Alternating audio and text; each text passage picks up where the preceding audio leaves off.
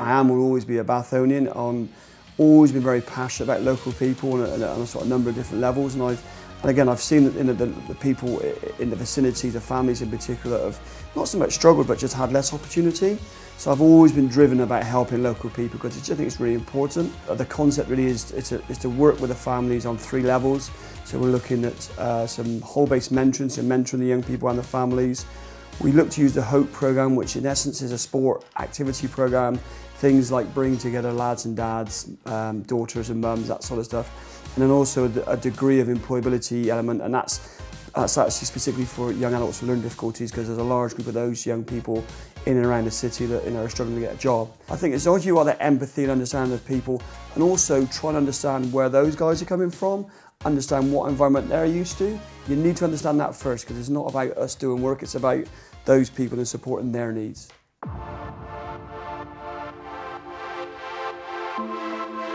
I took over the building in 1990 in August, ready for the play schemes for 5 to 12-year-olds.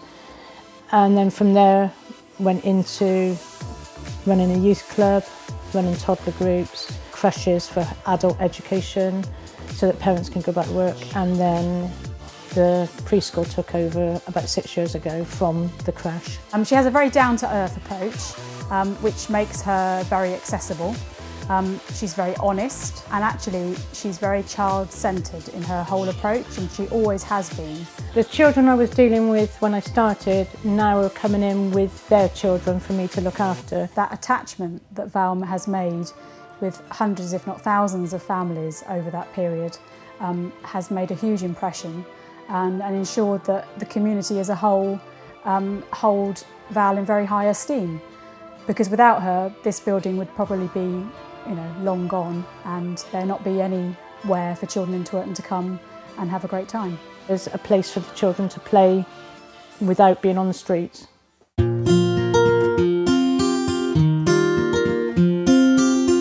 Well, it all started in the local pub, the Old Crown at Kelston, just after the A431 had closed, and my wife and I were there having a drink one night with the locals, including John Dinham, the farmer who owns the land. And my wife suggested that perhaps to avoid a 14-mile detour, which we all had from Kelston to get into Bath, that he might open up his fields or allow his fields to be used as a shortcut to get into Bath. The reaction from the public was overwhelmingly 99.9% positive. We created the toll road for people to use.